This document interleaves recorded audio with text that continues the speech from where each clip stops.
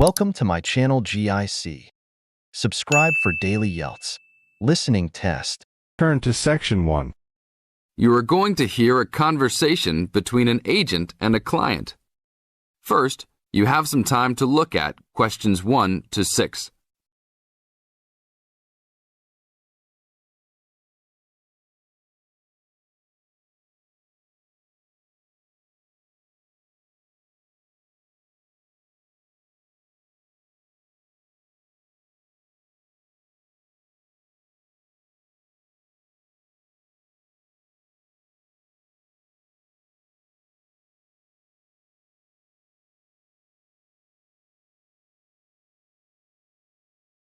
Now listen to the tape and answer the questions 1 to 6.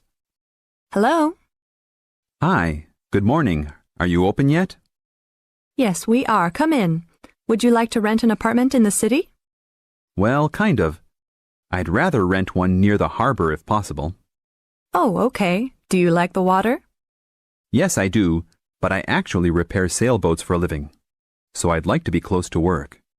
That's understandable. We all want to live close to work. Well, I think I have something near there. How many rooms would you like? Just one. I'm alone. But I would like to have an extra room for my dog. So you'd like 2 rooms and an apartment that accepts animals. Here's one. It's 1 block up from the harbor and renting for $445. How's that? That's perfect. Just what I was hoping to pay. What floor is it on? Floor? Oh, it's on the 12th floor. That's too high. I'd like to be on the 1st or 2nd floor so that I don't have to use the elevator. My dog, he's scared of them. Oh, well then, that's a little more complicated. Let me make a few calls. Okay, I think I found a couple more for you. Here's one that might suit your needs. How much? $395 a month. That's cheap. But it's only a 1-bedroom, a large one, but it's still just 1 room. Oh, well, regardless of whether the room is small, I still need a separate room for my dog. What else do you have?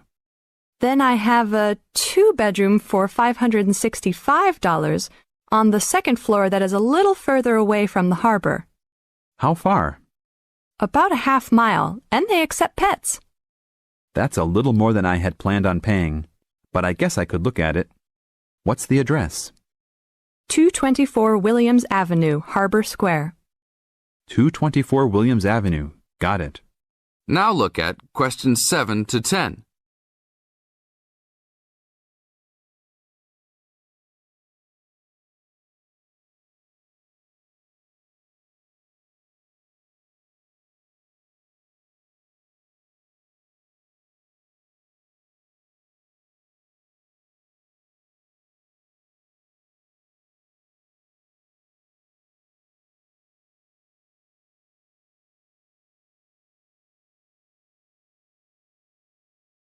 As the talk continues, answer questions 7 to 10.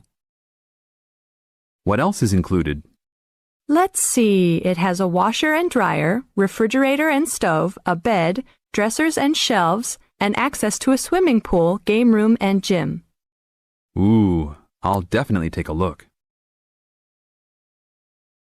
Hi, how did you like it? It's great.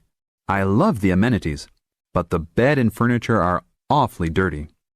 Can they replace those before I move in? Sure, that shouldn't be a problem. Anything else? Yeah. I didn't see anywhere to park my car. Is there a parking lot in the basement? Yes, there is. Would you like to rent a space? No, I'd like that to be included in the rent. Oh, well, I'll see what I can do, but I can't guarantee that. Do you want to take it anyhow? If those 2 issues were solved, I would love to take it.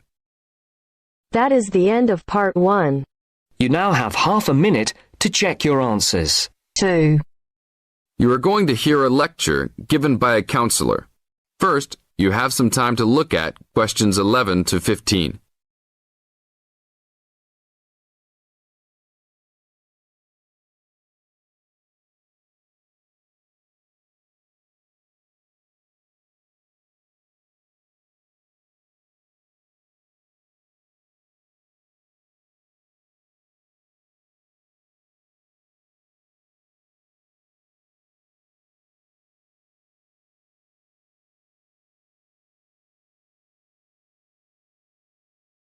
Now listen to the tape and answer questions 11 to 15.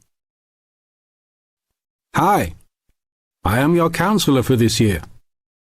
Today, we will visit the facilities available to you on our campus. As students, you should take advantage of everything you have available to you. How many of you like sports? Well, I hope most of you do, because our school has great sports facilities. We have an indoor gym with state-of-the-art equipment. First, I want to tell you about our basketball facilities. There are 2 basketball courts. Both are full court and open for student use. We offer basketball leagues that all students are invited to join. Just sign up with a team. Usually, there are games on the courts, but during league time, only the teams are allowed to use the courts. The basketball courts are open 24 hours a day. If you want a job, you can be a referee at the games. Next, I want to tell you about the tennis facilities. We have 5 tennis courts available for student use. The tennis courts are open every day, 8 a.m. until 10 in the evening. You should call ahead to reserve a court because they are very popular and can often be booked weeks in advance. There are rackets and balls available for rent at the front desk of the courts. There is an Olympic-sized swimming pool that is open for students and the general public. There are also showers and locker rooms available. The swimming pool is open every day, 9 a.m. until 7 in the evening. There are openings for the position of lifeguards, so if you are looking for a job in the sun, this might be good for you. Now look at questions 16 to 20.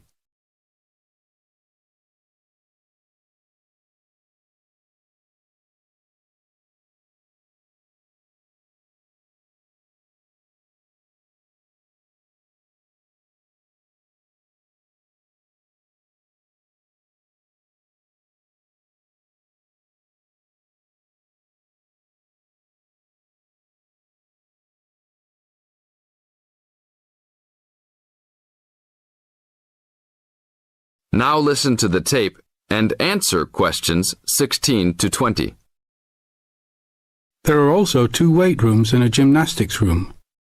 The weight rooms have all the standard equipment available. Please check with the gym to see the open hours because they vary from time to time. The gymnastics room is usually not open for individual users because there are almost always classes held in the room. However, if you are interested, you may sign up for gymnastics classes. Plus, if you like martial arts and boxing, we offer classes for everyone, from beginners to advanced students. Please check the schedule for availability. There is everything available, from Chinese wushu to Brazilian wrestling. I will talk for a brief moment about our library system. Our campus has 3 libraries available to undergraduate students. 1 additional graduate library and 1 faculty library. The libraries are open daily until midnight except for during testing periods, when the libraries will be open 24 hours. Please look on a map to see where the libraries are located. All students with a valid ID can check out books, with a maximum of 10 books at a time. Books can be checked out for a 2-week period and then renewed for 1 month maximum. After that, there is a $1 fine per week that the book is overdue. I will repeat that. There is a hefty $1 fine per week. So it is a good idea to return books on time. If you lose a book, then you will have to repay the library for it, plus a fine. If you damage a book, most likely you will have to repay the value of the book. So please, enjoy the library facilities, but take care of the school's belongings. The library is also equipped with 200 computers for student use. They are all internet ready and available for use. You must sign up at the library for 1-hour time slots. You may sign up for up to 3 consecutive slots at a time. No one can use the computers without first signing in at the library. That is it for now. Thank you for your attention. That is the end of part 2. You now have half a minute to check your answers. Section 3. You will hear a discussion between 2 students and their tutor. First, you have some time to look at questions 21 to 25.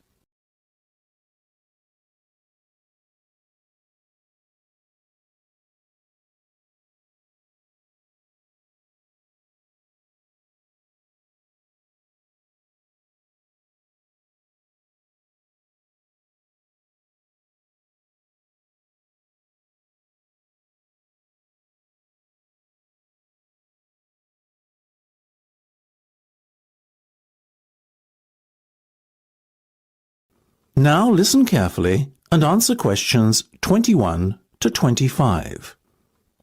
Okay, guys. First off, well done. That was a very good presentation yesterday.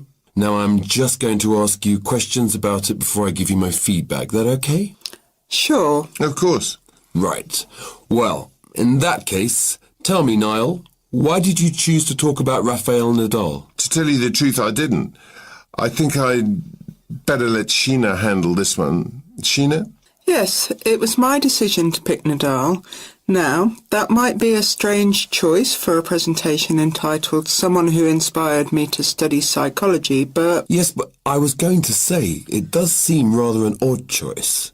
Was it simply down to the fact that he's a sporting hero of yours and so a role model?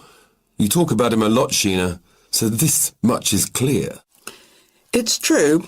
Nadal is someone I look up to, but my reasons for choosing him were totally professional. You see, I doubt perhaps in the history of tennis that there was ever a better match player than him, and that got me thinking, what is the secret to his success? How does he control his nerves so splendidly? The more we started to look into his background, the more I realised Sheena was right. Nadal was a perfect candidate for this study. He is, on so many levels, a very well-balanced character, and it was fascinating to gain an insight into the mind of this great champion over the last few weeks.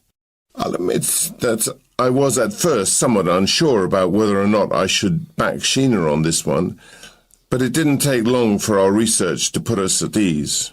So, while most of the students were researching Freud and other visionaries in the field of psychology and psychoanalysis, you were looking into a present-day sports star? Does that not strike you as a little odd?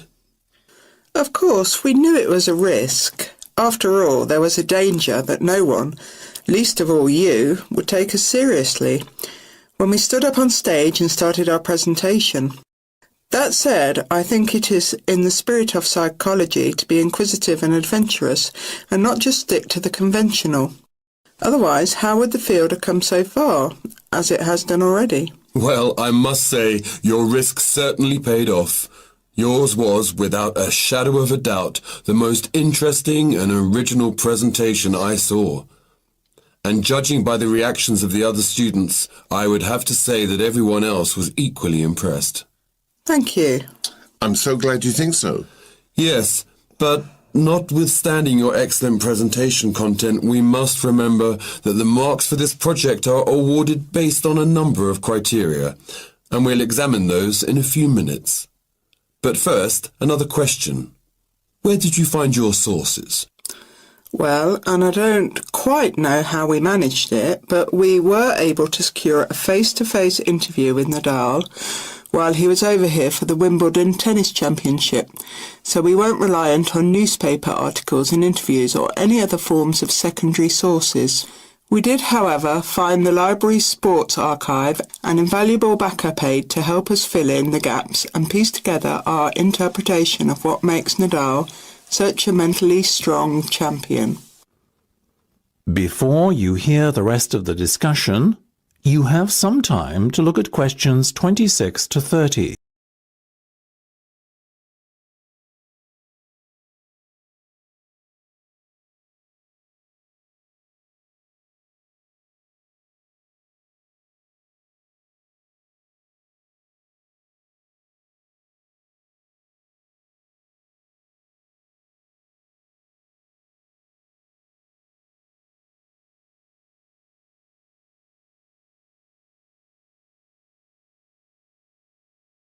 Now listen and answer questions 26 to 30.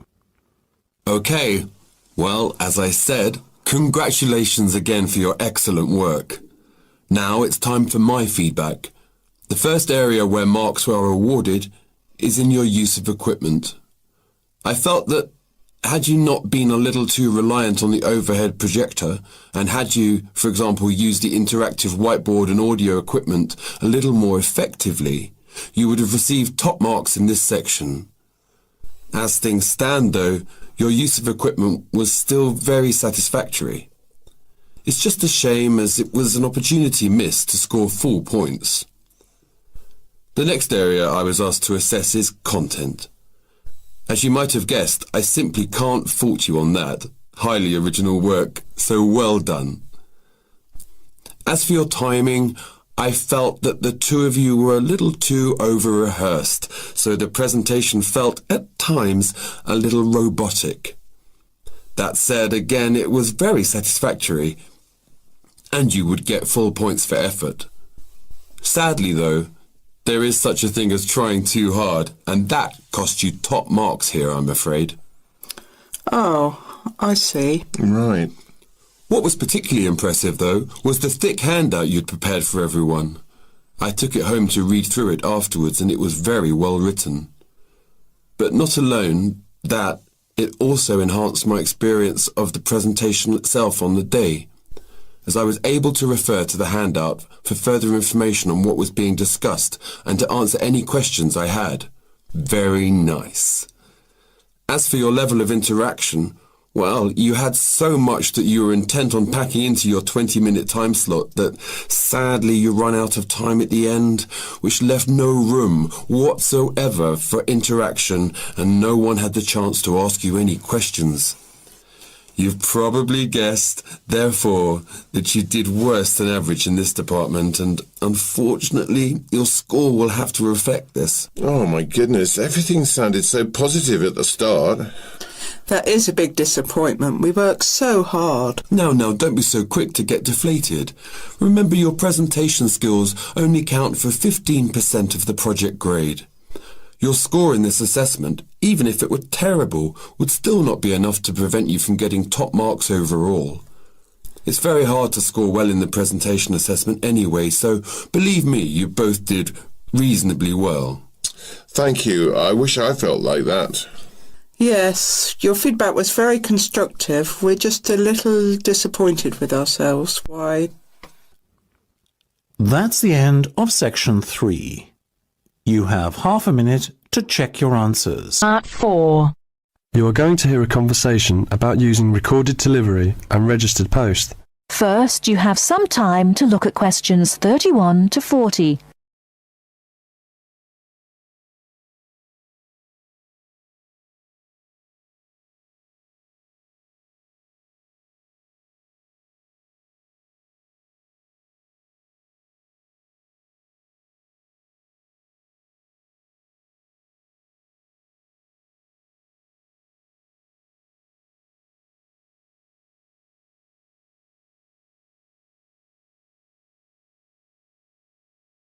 Now, listen carefully and answer questions 31 to 40. Tom, where are you going? To the post office. I'm going to send some packets to Leeds. Do you know the best way to send them? Well, if your need is for a record of posting and delivery rather than compensation for loss, recorded delivery is particularly suitable for sending documents and papers of little or no monetary value. Well, what can we send for recorded delivery?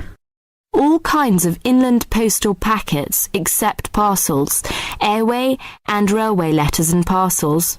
The service does not apply to mail for the Irish Republic. I see. How do I post them?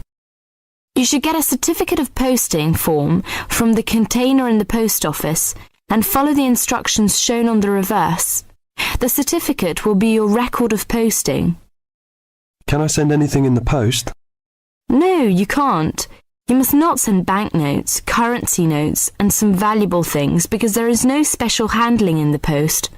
Recorded delivery mail is carried with the ordinary unregistered post, and there is no special security treatment.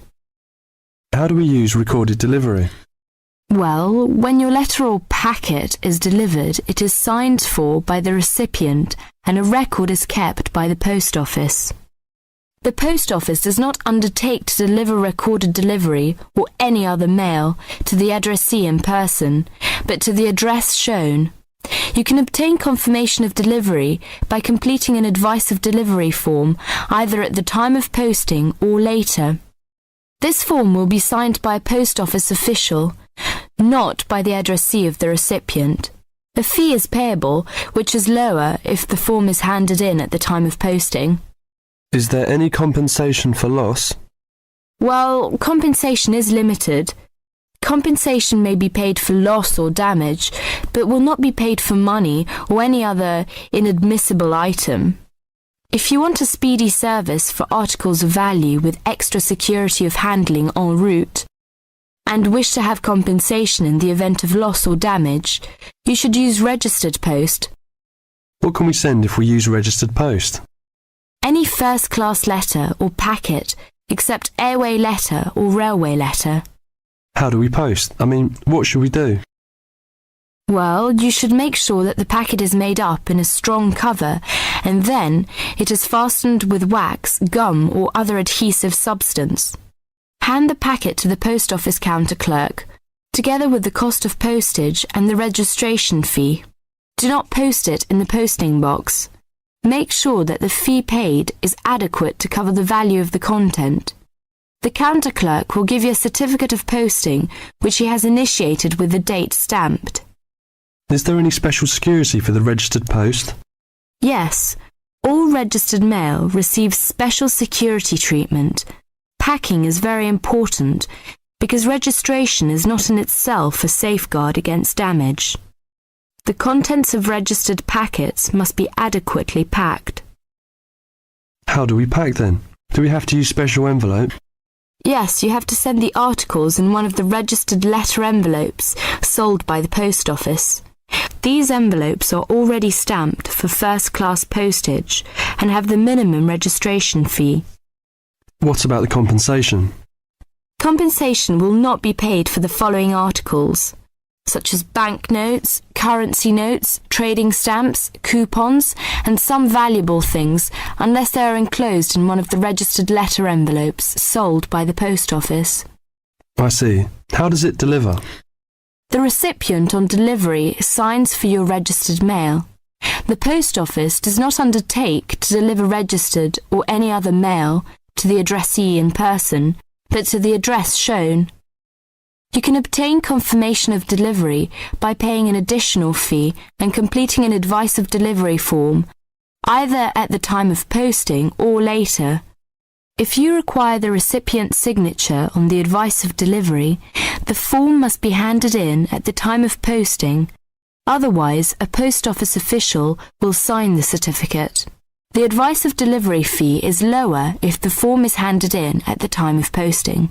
Thank you very much for all this useful information. That is the end of section 4. You now have half a minute to check your answers.